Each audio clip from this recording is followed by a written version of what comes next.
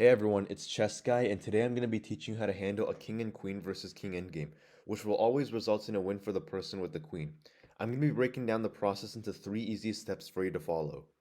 So the first step is to trap the opposing king, and the easiest way to do this is to use your queen and divide the board into quadrants. We can see that the black king can never go to a different quadrant because that would involve going through squares that are controlled by our queen. Our second step is to force the black king to one of the corners on the board.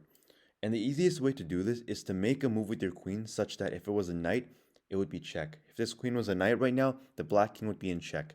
And now we pass the move to black. So whatever black does now, we just follow with our queen. If the king comes here, we follow. King comes here, we follow. King comes back, we follow. And we keep repeating this process until the black king is forced into the corner. And we have to make sure not to stalemate black, because if we keep following here, it would be stalemate, because the black king cannot go to any of these squares, which would be a draw. So once we get into this position, the king can only ever shuffle between these two squares. And once we get into this position, our third and final step is to deliver checkmate. So we do that by slowly bringing our king over. So we have to slowly bring our king over, and all this time the black king can only shuffle between these two squares. Once we get our king to this spot right here, we can move our queen this way and it's checkmate.